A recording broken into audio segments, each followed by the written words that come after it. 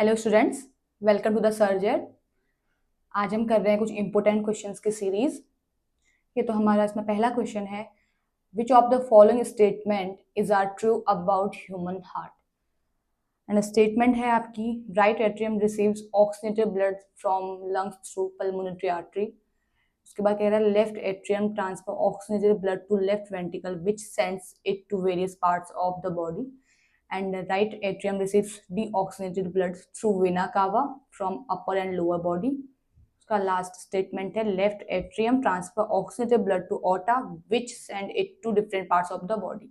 तो पहले तो लिख लेते हैं कि जब हम ह्यूमन हार्ट हम सर्कुलेशन वगैरह पढ़ते हैं तो उस टाइम पे क्या होता है।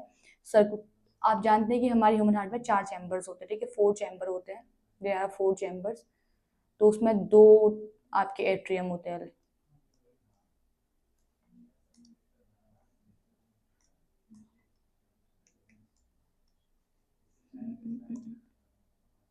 ठीक, left atrium, left ventricle, right atrium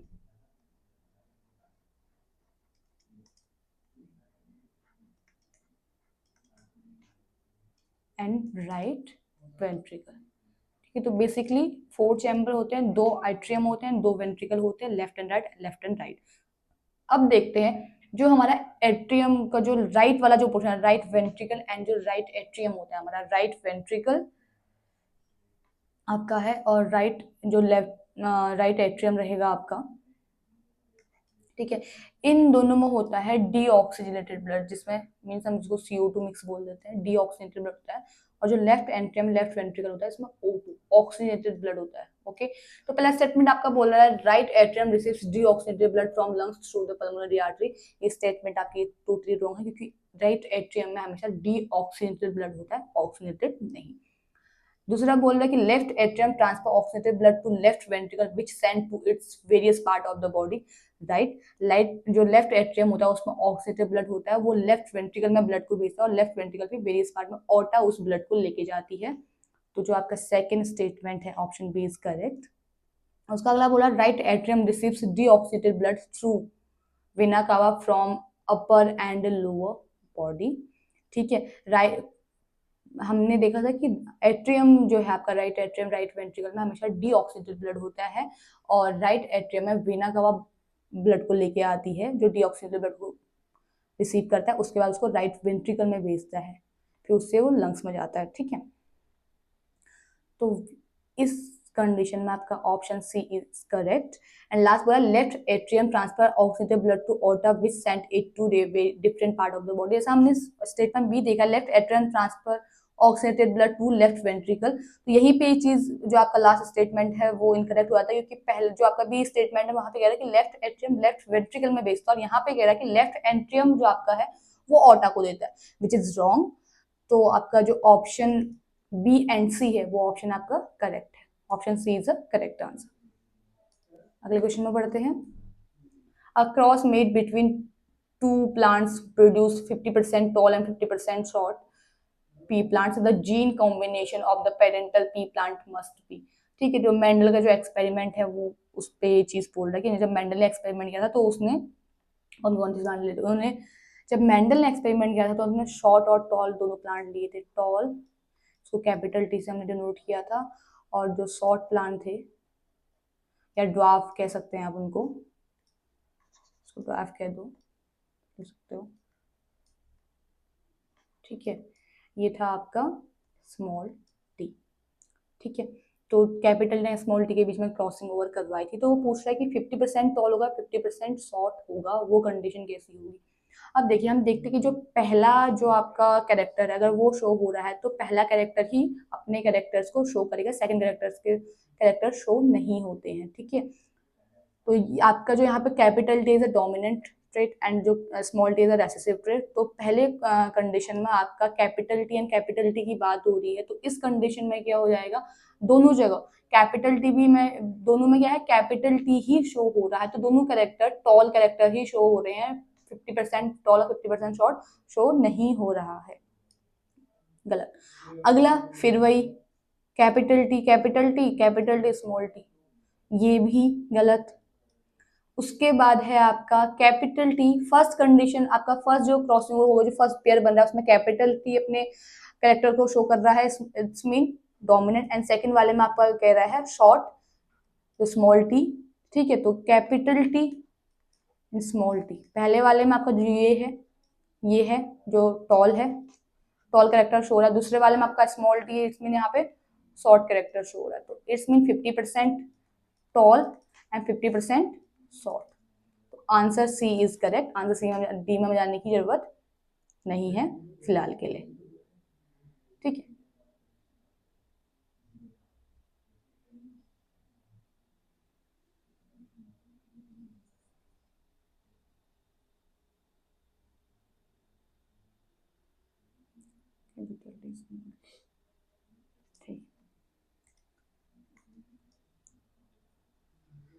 study the I and V. I आपका करंट है यहाँ पे, और वी आपका है I is equal to current, sorry, and V is equal to voltage. ठीक है, तो बोल रहा है कि ग्राफ दिया हुआ है I and V is Ohm's law, V proportional directly proportional to I, ये हमारा ओम्स लॉ है। तो कह रहा है three resistor of resistance R1 R2 and R3 and select the correct statement from the following. पहला कह रहा है कि R1 इक्वल है R2 के R3 के, फिर R1 R2 एंड R3, तो इट्स सबसे छोटा आपका R1 है, सबसे बड़ा आप, हाँ सबसे छोटा R1, फिर R2 एंड R3। थर्ड वाले में बोल रहा है R3 R2 and R1 greater than, and फिर R2 greater R3 greater R1 greater. तो जो हम ग्राफ देख रहे हैं इसमें हम सिंपली एक चीज देख रहे हैं, ये आपका आई है, ये आपका वी का ग्राफ दिया हुआ है, तो वी प्रोपोर्शनल है। अगर वी बढ़ रहा है तो आई भी क्या होगा, डायरेक्टली प्रोपोर्शनल होगा। तो अगर वी इंक्रीज हो रहा है तो आई भी इंक्रीज होगा। इट्स मीन तो टॉप पे अगर आई है, इस कंडीशन R1 है, तो वी भी क्या होगा, इंक्रीज होगा। तो आई वी ग्राफ के अकॉर्डिंग R1 सबसे बड़ा है, फिर R2 एंड फिर R3। ठीक है, इस कंडीशन में क्या होगा, R1 R2 एंड R3, तो option C is a correct answer. Option C is a correct answer, क्योंकि ना इक्वल है ना छोटा है, एंड ये तो ये फर्स्ट एंड लास्ट ऑप्शन तो आपका हो ही नहीं सकता। आपका R1 R2 R3 है, R3 R2 R1 में ही सही एक कंडीशन होगी, तो आपका C is a right answer. R3 R2 and R1, सबसे पहले R1 है, फिर R2 है, फिर R3 है। Next question is the maximum resistance of a network of 5 identical resistors of 1/5 ohm each can be. ठीक है, मैक्सिमम रेसिस्टेंस हमें निकालना है, और 5 आइडेंटिकल रेसिस्टर दिए हुए हैं 1/5 ओम के, तो हमें इसमें रेसिस्टेंस आपको कैलकुलेट करना है। देखिए, जब मैक्सिमम रेसिस्टेंस हमने रेसिस्टेंस जब हम कैलकुलेट करते हैं, तो एक हम करते हैं सीरीज में, एक करते हैं हम पैरेलल कॉम्बिनेशन में। ठीक है, अब 5 रेसिस्टर्स कनेक्ट किए गए, तो किसी ना किसी में तो कनेक्ट किए होंगे, तो सीरीज में या पैरेलल में। अब जहाँ पे मैक्सिमम रेसिस्टेंस की बात हो रही है, तो इसमें ये सीरीज की बात हो रही है, क्योंकि सीरीज का फॉर्मूला क्या होता है, RS R2 and R3 shown. और अगर मिनिमम रेसिस्टेंस की बात होगी, रेसिस्टेंस तो सिंपल से अगर हम डायरेक्टली ऐड कर देंगे तो रेसिस्टेंस ज्यादा होगा। अगर हम पैरेलल में कनेक्ट करते हैं,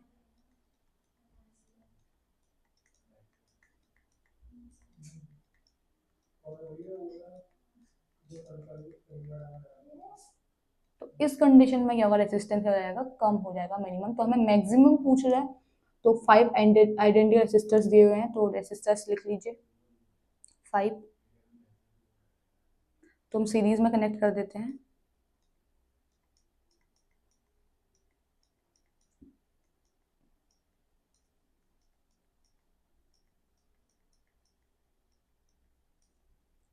ओके, तो ये आपका आ जाएगा S, 1/5 plus 1/5 plus 1/5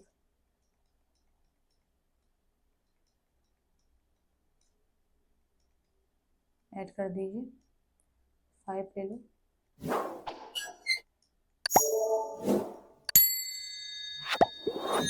5/5, answer is 1। तो आंसर कितना आएगा आपका 1 ओम। तो इसमें जो मैक्सिमम रेसिस्टेंस वो होगा हमारा 1 ओम इन सीरीज कॉम्बिनेशन। अगर आप पैरेलल में जोड़ देंगे तो आंसर भी आपका चेंज हो जाएगा, ठीक है।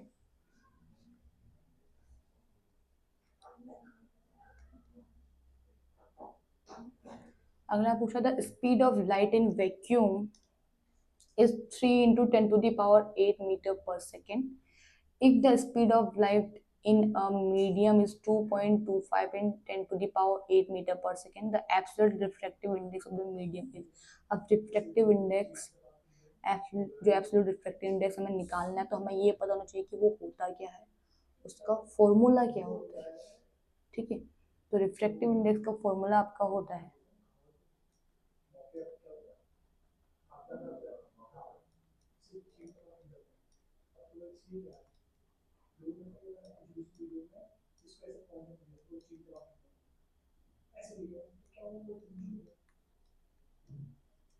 सी क्या है,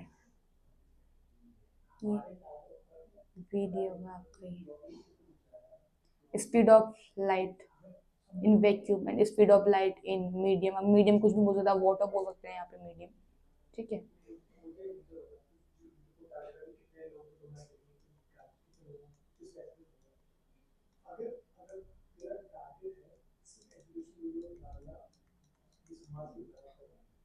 इसको तो इसको से कैंसिल आउट कर दीजिए, डेसिमल को हटाने के लिए ऊपर,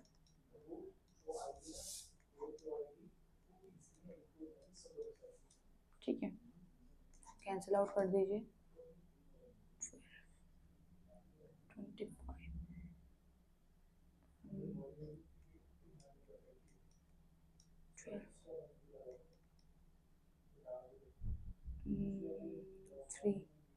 25 3 से कैंसिल आउट कर देंगे इसको वापस से, ये 4 टाइम कैंसिल होगा, ये 3 टाइम कैंसिल होगा, 4/3, ठीक है। Option C is the correct answer. इसको आप पॉइंट में निकालें तो आपको आ जाएगा 1.33 समथिंग, इतना आना चाहिए।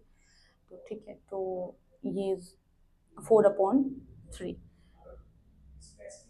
जब रिफ्रैक्टिव इंडेक्स निकालेंगे तो आप C/V कर देंगे, और C/V करके आप जो भी आपकी चीज़ें दी हैं उसे आप फॉर्मूले में रखेंगे, अपना आपका आंसर निकल जाएगा।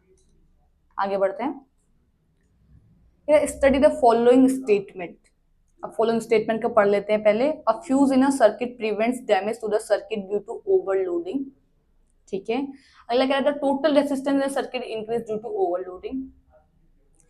During short circuiting the current in the circuit abruptly increases in order that each appliance has same current, they are connected in parallel to each other।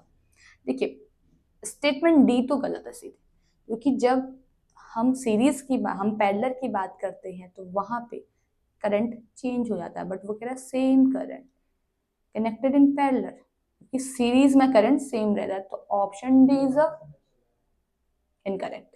आगे चलते हैं, फर्स्ट हमारा पूछा a fuse in circuit prevent damage to the circuit due to overloading, right. क्योंकि हम fuse को circuit में तभी ऐड करते हैं जब कभी भी हमें क्या करना होता है, ओवरलोडिंग से बचाना होता है। जब भी ओवरलोडिंग होती है, कभी भी ओवरलोडिंग अगर हो गई तो फ्यूज आपका डैमेज हो जाएगा, डायरेक्ट सर्किट डैमेज नहीं होगा। इसलिए सर्किट, अगर हम फ्यूज नहीं यूज करेंगे तो डायरेक्ट सर्किट हमारा डैमेज हो जाएगा, तो सर्किट को प्रिवेंट करने के लिए हम फ्यूज का यूज करते हैं। तो स्टेटमेंट ए तो आपका सही है। अगला देखते हैं, total resistance circuit increase due to overloading, no. तो टोटल सर्किट रेसिस्टेंस सर्किट में अगर ओवरलोडिंग हुई तो वो डिक्रीज हो जाएगा। अगला चलते हैं, during short circuit the current is circuit in the circuit ability increases, ठीक है। जब शॉर्ट सर्किट होता है तो उस टाइम पे करंट जब इंक्रीज होगा तभी तो फ्यूज इफेक्ट होगा, तभी तो फ्यूज डैमेज होगा। अगर करंट इंक्रीज ही नहीं होगा तो फ्यूज इफेक्ट होगा ही नहीं। तो कभी भी अब जब शॉर्ट सर्किट होता है तो उस टाइम पे करंट तेजी से बहने लगता है, उस करंट की स्पीड जाती है, ज्यादा हो जाती है। तो ऑप्शन सी इज करेक्ट। तो ए और सी जो ऑप्शन है वो करेक्ट है, इसका मतलब आपका ऑप्शन सी जो आपका ए और सी वाला है वो करेक्ट रहेगा, ठीक है। इलेक्ट्रिसिटी का क्वेश्चन है, ये पढ़ लीजिएगा। assertion and reasons। मैं पूछा these questions consist of two statement, ठीक है। पहला क्वेश्चन है carbon reduces the oxides of sodium and magnesium. Sodium and magnesium have very more affinity of oxygen than carbon. देखिए सिंपल सी बात है, हम अब इसका आंसर कैसे निकालेंगे, क्योंकि स्टेटमेंट आपका, असर्शन आपका अलग है, रीजन आपका बिल्कुल है, दोनों एक दूसरे के बिल्कुल ही अलग चल रहे, बिल्कुल ही अलग चल रहे। तो इस कंडीशन में हम देखें carbon reduces the oxides of sodium and magnesium, कभी भी नहीं। क्यों नहीं? क्योंकि जो सोडियम एंड मैग्नीशियम है they are top in the reactive series. जो हमारी रिएक्टिव सीरीज, मेटल की रिएक्टिव सीरीज, उसमें टॉप पे है सोडियम मैग्नीशियम। अगर सोडियम और मैग्नीशियम अगर टॉप पे है तो उन्हें कार्बन से रिड्यूस नहीं किया था, उनको उनके ऑक्साइड्स को कार्बन से रिड्यूस, आप कार्बन से रिएक्शन करवा दो सोडियम ऑक्साइड या मैग्नीशियम ऑक्साइड की, वो ब्रेक नहीं होगा क्योंकि उनकी रिएक्टिविटी ज्यादा है। हमें इनसे ज्यादा रिएक्टिविटी वाला कोई एलिमेंट लेके आना पड़ेगा जिससे रिएक्शन करवाएंगे, देन उनके ऑक्साइड्स क्या होंगे, ब्रेक होंगे आपस में। ठीक है, तो स्टेट जो आपका एसर्शन है रॉन्ग। रीजन देखते हैं, sodium and magnesium have more affinity for oxygen than carbon, right. क्योंकि सोडियम मैग्नीशियम क्या है, वो रिएक्टिव सीरीज में ज्यादा है तो वो ज्यादा अट्रैक्ट करेंगे ऑक्सीजन को कंपेरिजन देन द कार्बन। तो इस वजह से सोडियम मैग्नीशियम के ऑक्साइड को कार्बन की इसके साथ रिएक्शन कराने से हम रिड्यूस नहीं कर सकते। तो आर आपका सही है, ए आपका गलत है। तो इस कंडीशन में option D, A is false and but R is true. आगे बढ़ते हैं। The deflection of a compass needle placed near a current carrying wire decreases when the magnitude of an electric current in the wire is increased। ठीक है, देखिए जब भी deflection होता है तो उस टाइम पे हम compass needle placed near a current carrying wire decreases, नहीं, जब भी हम कंपास निडल को करंट कैरिंग कंडक्टर के पास लेके जाते हैं, ठीक है, तो उस टाइम पे क्या होगा, इंक्रीज होगा। तो डिफ्लेक्शन होगा कंपास निडल में, वो इंक्रीज होगा, डिक्रीज नहीं होगा। अगर हम दूर लेके जा रहे हैं तो डिफ्लेक्शन क्या होगा कंपास निडल का, वो डिक्रीज होगा। अगर नजदीक ले जाए तो ज्यादा डिफ्लेक्ट करेगी, डिक्रीज नहीं होगा, इंक्रीज होगा। when the magnitude of an electric current in the wire is increased। ठीक है, ये तो सही। तो अगला पूछ रहा है आपका strength of the magnetic field at a point due to current carrying conductor increases and increasing on the current, right.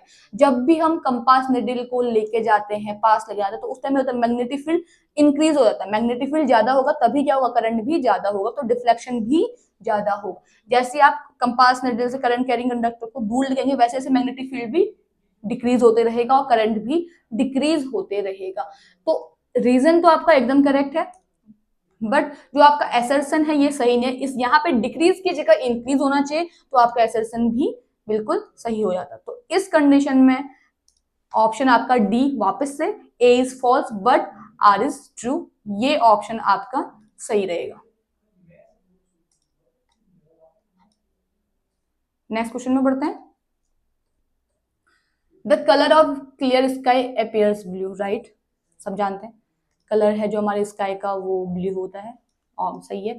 अब इसका रीजन देखते हैं। Light of blue colour has longer wavelength as compare to the light of red colour, so it is scattered more in the upper atmosphere. देखिए ये जब हम कभी भी रेनबो फॉर्मेशन या ये चीजें पढ़ते हैं तो यहाँ पे एक चीज याद रखिएगा, जिसकी जितनी ज्यादा लॉन्गर वेवलेंथ होगी वो उतना कम स्कैटर्ड होगा, और जिसकी वेवलेंथ जितनी कम होगी वो उतना ज्यादा स्कैटर करेगा। ठीक है,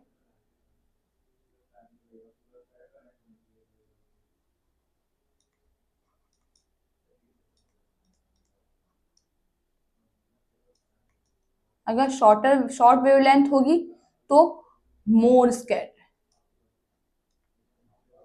तो वो ज्यादा स्कैटर्ड होगा, ज्यादा विचलित होगा।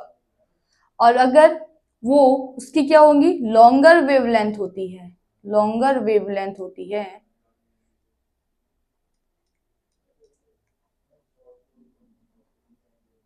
तो वो क्या होगा,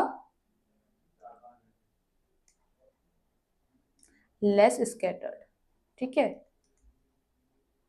तो जब ब्लू कलर हमें ज्यादा दिखता है, पूरा आसमान में ब्लू दिखता है, तो इसका मतलब क्या है, ब्लू कलर ज्यादा स्कैटर्ड हो रहा है।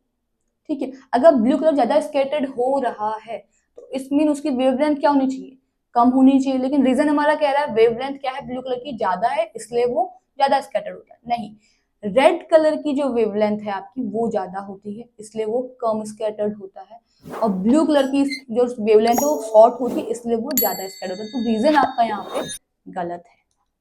ठीक है, तो रीजन आपका गलत है, तो इस कंडीशन में हम देखेंगे A is true but R is false. Option C is correct. आगे बढ़ते हैं अगले असर्शन में। Human female has a perfect pair of sex chromosomes. Sex chromosome contributed by the human male in the zygote decides the sex of a child. देखिए दोनों statement सही है। हम जानते हैं कि human female has a pair of sex chromosome. कौन कौन से पेयर होते हैं? देखिए मेल में होते हैं आपके जो पेयर ऑफ क्रोमोसोम देखते हैं, एक एक पेयर होता है, तो इसमें होते हैं एक्स वाई मेल में। फीमेल में आपके होते हैं एक्स एंड एक्स। ठीक है, X and X Y pair होता है। ठीक है, तो human female has a perfect pair of sex chromosome. सही कह रहा है, फीमेल्स में पेयर होता है सेक्स क्रोमोसोम्स का। ये मेल के सेक्स क्रोमोसोम है एक्स वाई, और फीमेल में एक्स एक्स सेक्स क्रोमोसोम होता है। ठीक है, one one set sex chromosome का प्रेजेंट रहता है दोनों में। ये sex chromosome contributed by human male in the zygote decide to sex of a child. ठीक है, रीजन आपका सही है, क्योंकि जब भी फर्टिलाइजेशन होता है तो फ्यूजन जब होता है मेल एंड फीमेल का, तो उस टाइम पे उस कंडीशन में, क्योंकि फीमेल पे तो पॉसिबिलिटी है ही नहीं कि सेक्स ऑफ चाइल्ड क्या होगा, क्योंकि फीमेल में दोनों ही एक्स एक्स क्रोमोसोम है, तो फीमेल में कोई पॉसिबिलिटी नहीं कि वो इस एक्स से फ्यूज हो या इस एक्स से फ्यूज हो, कंडीशन वही रहे। पॉसिबिलिटी रहती है मेल्स पे। ठीक है, क्योंकि उनके पास एक एक्स है और एक वाई है। अब ये देखना होता है कि उनका एक्स जो है क्रोमोसोम वो फ्यूजन करता है फीमेल के एक्स से, या उनका वाई फ्यूजन करता है फीमेल के एक्स से। तो इस कंडीशन में हम कह सकते हैं कि मेल पे ज्यादा पॉसिबिलिटी होती है टू डिटरमाइन द या describe the decide the sex of child. But जो आपका रीजन है वो करेक्ट है।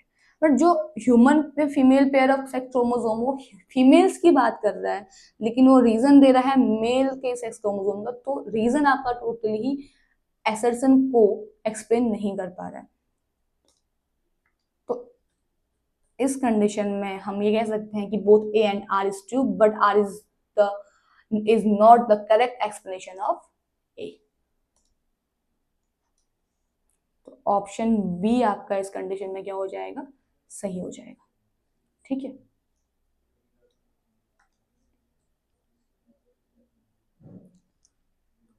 तो आज की क्वेश्चन सीरीज हमारी कंप्लीट होती है।